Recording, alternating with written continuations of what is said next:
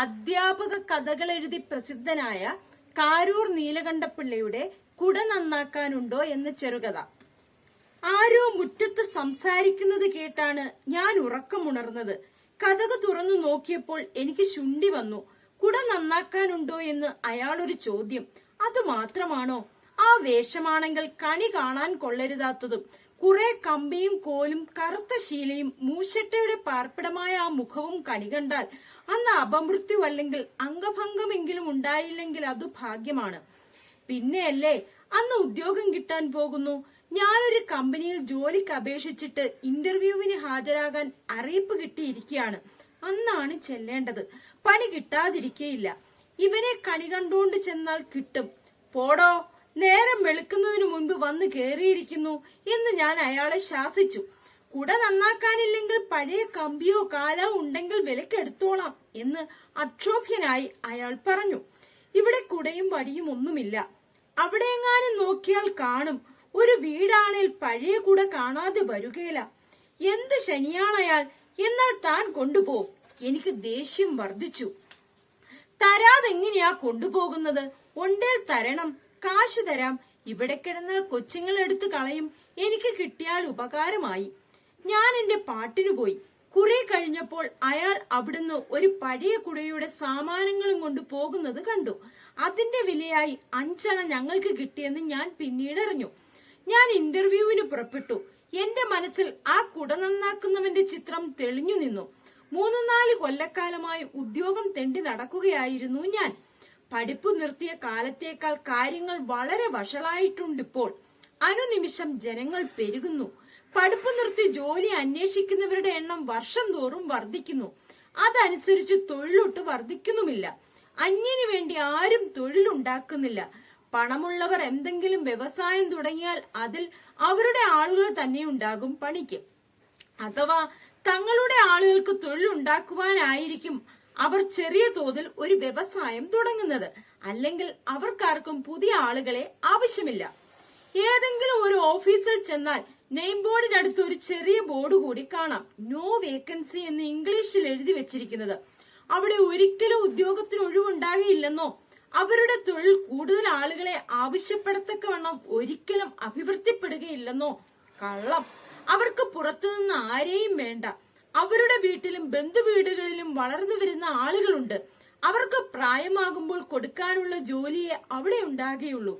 അവരെ കുറ്റപ്പെടുത്തിയിട്ട് കാര്യമില്ല. ബുദ്ധിയും പണവും ഉപയോഗിക്കുന്നത് അന്യന് പണമുണ്ടാക്കാനല്ല എന്ന അവരുടെ അഭിപ്രായത്തിൽ കുറ്റമൊന്നും പറയാനില്ല. ഞാൻ ഉദ്യോഗം യാചിച്ചുകൊണ്ട് ഒരിടത്ത് ചെന്ന് മാനേജരെ കണ്ടു. അപേക്ഷ ബോധിപ്പിച്ചു. എന്ത് ജോലിയാ നിങ്ങൾക്ക് വേണ്ടത്? അദ്ദേഹത്തിന്റെ ദയക്ക് ഞാൻ മനസ്സാ നന്ദി പറഞ്ഞു. ഇത്രയെങ്കിലും പറഞ്ഞിട്ടില്ല മറ്റാരും. ഇവിടെ വേണ്ടിടത്തോളം ആളുണ്ട്, ഇപ്പോൾ ഒഴിവൊന്നുമില്ല എന്ന് അപേക്ഷ വാങ്ങിച്ചു നോക്കാതെ തന്നെ പറഞ്ഞവരാണ് മറ്റുള്ളവരൊക്കെ. അല്പം ആശയോടെ ഞാൻ പറഞ്ഞു, എന്തെങ്കിലും മതി. നിങ്ങൾക്ക് എന്തറിയാം? ഞാൻ സ്കൂൾ ഫൈനൽ പാസ്സായിട്ടുണ്ട്. എന്ത് പാസ്സുണ്ടെന്നല്ല ചോദിച്ചത്. പാസ് വേണമെന്നില്ല. എന്ത് ജോലി അറിയാം? കണക്കെഴുതാം. കണക്കെഴുതി പരിചയമുണ്ടോ? അപ്പോൾ അവിടെ ജോലി ഉണ്ടെന്നും അതിന് ആളെ ആവശ്യമുണ്ടെന്നും എനിക്ക് മനസ്സിലായി. 1-2 ആഴ്ച കൊണ്ട് ഞാൻ പരിചയിച്ചു കൊള്ളാം. എന്നാൽ പരിചയിച്ചിട്ട് വരൂ, അപ്പോൾ നോക്കാം എന്ന് ദയയുള്ളവനെ പോലെ അദ്ദേഹം പറഞ്ഞു. ഇവിടെ പരിചയിക്കാം, അത് കഴിഞ്ഞു മതി ശമ്പളം. ഇവിടെ എങ്ങനെ പരിചയിക്കാനാ? ആര് പരിചയിപ്പിക്കും? ഇവിടെ അറിയാവുന്നവര് കാണുമല്ലോ. ഇവിടെ അറിയാവുന്നവരുണ്ട്, അവർക്ക് ജോലിയുമുണ്ട്. പരിചയിപ്പിക്കാനും പഠിപ്പിക്കാനും ഇവിടെ ആളില്ല. അക്കാര്യം അവസാനിച്ചു. എന്നാൽ വേറെ എന്തെങ്കിലും? ഞാൻ വിനീതനായി പറഞ്ഞു. വേറെ എന്തറിയാം നിങ്ങൾക്ക്? ഞാൻ എന്തു പറയാനാണ്? സ്കൂൾ ഫൈനൽ ജയിച്ചിട്ടുണ്ട്. അപ്പോൾ അവിടെ അറിയാമല്ലോ എനിക്ക് ചെയ്യാൻ കഴിയുന്ന ജോലി എന്താണെന്ന്. ഞാൻ എങ്ങനെ അറിയും? നിങ്ങൾക്ക് നൂലിന്റെ തരംതിരിച്ചറിയാമോ? ബ്ലീച്ചിങ്ങോ ഡൈയിങ്ങോ അറിയാമോ? ഇടയ്ക്ക് കയറി ഞാൻ പറഞ്ഞു, എനിക്കിതൊന്നും അറിഞ്ഞുകൂടാ. ഇതെല്ലാം പഠിച്ചാൽ കൊള്ളാമെന്നുണ്ട്. അദ്ദേഹത്തിന്റെ ഉടമസ്ഥതയിലുള്ള സ്ഥാപനങ്ങളിൽ എനിക്ക് പരിചയമില്ലാത്ത ജോലികൾ എന്തെല്ലാം ഉണ്ടോ അതെല്ലാം ചെയ്യുവാൻ അറിയാമോ എന്ന് ചോദിച്ചിട്ട് എന്നെ കൊണ്ടാവില്ലെന്ന് സമ്മതിപ്പിച്ച് എന്നെ മടക്കി അയക്കുവാനാണ് അദ്ദേഹത്തിന്റെ ശ്രമമെന്ന് തെളിഞ്ഞു കഴിഞ്ഞു. അല്ലെങ്കിൽ എന്നോളം മാത്രം പഠിപ്പുള്ള എത്ര 1000 പേർ ഓരോ ജോലിയിൽ ഏർപ്പെട്ടിരിക്കുന്നു. എനിക്ക് മാത്രം ഒന്നും അറിയാൻ വയ്യെന്ന് പറഞ്ഞാൽ അതെങ്ങനെയാണ് നേരാവുക? അദ്ദേഹം ഇന്നത്തെ വിദ്യാഭ്യാസ രീതിയുടെ ദോഷങ്ങളെല്ലാം പ്രസംഗിച്ചിട്ട് കൃതാർത്ഥൻ എന്ന മട്ടിൽ ഒരു പുഞ്ചിരിയോടുകൂടി എനിക്കൊരു സലാം തന്ന് എന്നെ മടക്കി അയച്ചു. ശ്രമിച്ചാൽ സാധിക്കാത്തതൊന്നുമില്ലെന്ന് അർത്ഥം വരുന്ന ഒരു കവിത ഞാൻ ഓർത്തു. അതുകൊണ്ട് എന്നെപ്പറ്റി പഠിപ്പും പരിചയവും ഇല്ലാത്തവൻ എന്ന അവജ്ഞ എനിക്ക് തോന്നിയില്ല. ജോലി കിട്ടുന്നതുവരെ അന്വേഷിച്ച് നടക്കുവാൻ തന്നെ തീരുമാനിച്ചു. വേറൊരിടത്ത് ചെന്നപ്പോൾ അവിടുത്തെ മുതലാളി പറഞ്ഞത് മറ്റൊരു സമാധാനമാണ്. ഇല്ല പിള്ളേ, ഞാൻ ഇതൊക്കെ നിർത്താൻ തുടങ്ങുകയാ. മനസ്സില്ലാത്തവരെ പറഞ്ഞ് സമ്മതിപ്പിച്ച് ഇല്ലാത്ത പണമുണ്ടാക്കി രാപകൽ ഉറങ്ങാതെ പാടുപെട്ടാണ് ഞാൻ ഈ ഫാക്ടറി നടത്തുന്നത്. വല്ല ബാങ്കുകാരോടും 10 ചക്രം കടം ചോദിച്ചാൽ കിട്ടുമല്ലോ എന്ന് വിചാരിച്ച് ഇല്ലാത്ത വലിപ്പം ഭാവിച്ചുകൊണ്ട് നടക്കുക. ഓരോരുത്തരും ജോലി വേണമെന്ന് പറഞ്ഞു വരുമ്പോൾ അവൻ കഴിയുന്നെങ്കിൽ കഴിഞ്ഞോട്ടെ എന്ന് കരുതി പിടിച്ചുവെക്കും. 4 ദിവസം കഴിയുമ്പോൾ അവന്മാരെല്ലാം ഒന്നിച്ചുകൂടിക്കൊണ്ട് പിന്നെ മുതലാളിയോട് മല്ലാവും. അവരുടെ നോട്ടത്തിൽ പണത്തിനും ബുദ്ധിക്കും യാതൊരു വിലയുമില്ല. വിയർപ്പിനേ വിലയുള്ളൂ. മുതൽ മുടക്കിയവൻ കുത്തുപാള എടുത്താലും തൊഴിൽ ചെയ്യുന്നവന് ദണ്ഡമില്ല. വന്നു കയറുന്നവന്റെ എല്ലാം വിചാരം മുതലാളി കാറിൽ നടക്കുന്നു, അയാളുടെ വീട്ടിൽ റേഡിയോ ഉണ്ട്, അയാളുടെ കുട്ടികൾ നല്ല മുണ്ടുടുക്കുന്നു, അതുകൊണ്ട് ഈ ഫാക്ടറി എല്ലാം തല്ലിപ്പൊളിക്കണം, അവന്റെ കാറിന് തീ വെക്കണം, അവനും അവന്റെ മക്കളും വഴിയെ തെണ്ടി നടക്കണം എന്നൊക്കെയാണ്. സർക്കാരാണെങ്കിലോ തൊട്ടതിനൊക്കെ നികുതി. ആദായമില്ലെങ്കിലും അവർക്ക് ആദായ നികുതി വേണം. തോറ്റു, പറ്റിയെടുത്തോളം പറ്റി. ഇനി ഒരൊറ്റ കുഞ്ഞിന് ഞാൻ ജോലി കൊടുക്കുകയില്ല. ഇപ്പോൾ ഉള്ളവരോട് സമാധാനം പറഞ്ഞാൽ മതിയല്ലോ.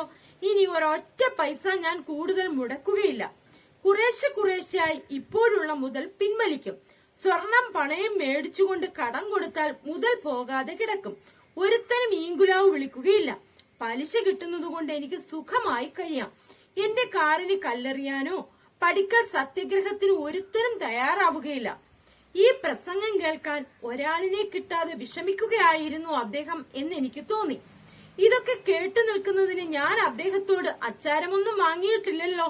അയാളുടെ ധനതത്വശാസ്ത്ര പ്രസംഗത്തിന് തക്ക മറുപടി പറയാൻ എനിക്കറിയാം. പക്ഷെ അയാളെ വാദിച്ചു തോൽപ്പിച്ചതുകൊണ്ട് എനിക്ക് പ്രയോജനമൊന്നും വരാനില്ല. അയാളുടെ ദയ ആകർഷിച്ച് എങ്ങനെയെങ്കിലും അവിടെ പറ്റിക്കൂടുകയാണ് എനിക്ക് വേണ്ടത്. ഞാൻ അദ്ദേഹത്തിന്റെ പ്രസംഗത്തിൽ രസിക്കുന്നു എന്ന മട്ടിൽ പുഞ്ചിരിയോടെ കേട്ടുകൊണ്ടിരിക്കുകയായിരുന്നു. ഒന്ന് നിർത്തുന്നിടത്ത് 2 വാക്കു പറയാൻ തരം കാത്തു നിന്നിട്ട് ഞാൻ തോൽക്കുകയാണ്.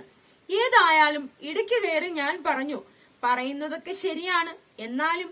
അയാൾ എന്നെ കൊണ്ട് പറയിച്ചില്ല. എന്നാലും എന്തോന്നാണ്? ഒന്നുമില്ല, ഒരുത്തനും ഞാൻ സഹായം ചെയ്യുകയില്ല. എന്നോട് ആരും ഒന്നും എടുക്കാനില്ല. ഞാൻ മുതലാളിയാകാൻ പോയാലല്ലേ ഉള്ളൂ ശല്യം.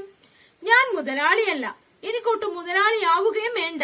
ഞാൻ വേലയെടുത്തുണ്ടാക്കുന്ന പണം എങ്ങനെ വിനിയോഗിക്കണമെന്ന് നിശ്ചയിക്കാൻ എനിക്ക് കാര്യമില്ലെങ്കിൽ ഞാൻ വേലയൊന്നും ചെയ്യിക്കുന്നുമില്ല. സ്വരം നന്നായിരിക്കുമ്പോൾ പാട്ട് നിർത്തിയേക്കുന്നതാ നല്ലത്.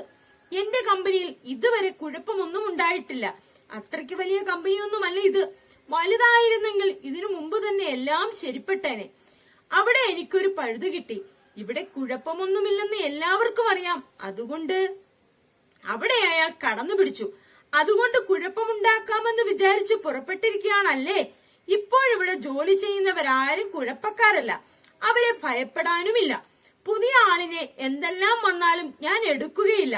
അക്കാര്യം ഒഴിച്ച് വല്ലതും പറയുന്നെങ്കിൽ ഞാൻ കേൾക്കാം. ഉദ്യോഗത്തിന്റെ കാര്യം എന്നോട് പറയേണ്ട. അയാളൊന്നും നിർത്തി. അയാൾക്ക് പറയാനുള്ളതെല്ലാം പെട്ടെന്ന് പറഞ്ഞു തീർന്നെന്ന് തോന്നുന്നു. അയാൾക്ക് മുതലാളി മഹാത്മ്യം കുറെ കൂടി പ്രസംഗിച്ചാൽ കൊള്ളാമെന്നുമുണ്ട്. എന്നെ കൊണ്ട് എന്തെങ്കിലും പറയിച്ച് അതിന് മറുപടിയായിട്ടാണെങ്കിൽ നന്നായിരിക്കുമെന്ന് അയാൾ കരുതുന്നെന്ന് എനിക്ക് തോന്നി. ഉദ്യോഗക്കാര്യമല്ലാതെ നമ്മൾ തമ്മിൽ എന്താ അതിർത്തിക്കാര്യമോ ആറ്റം ബോംബിനെയോ പേർഷ്യയിലെ എണ്ണക്കുഴപ്പത്തെ പറ്റിയോ വല്ലതും പറയാനിരിക്കുന്നോ എന്ന് ഞാൻ ചോദിച്ചു. അയാൾ എനിക്കൊരു ഉപദേശം തന്നു. നിങ്ങൾ ചെറുപ്പക്കാർ നന്നാകാൻ വേണ്ടി ഞാൻ പറയുകയാണ്. ഉദ്യോഗം എന്ന് പറഞ്ഞുകൊണ്ട് കണ്ടവരുടെ പടിവാതിൽ തോറും നിരങ്ങാതെ തന്നെത്താൻ എന്തെങ്കിലും ജോലി ചെയ്യൂ. കസേരയിലിരിക്കാൻ മോഹിക്കണ്ട.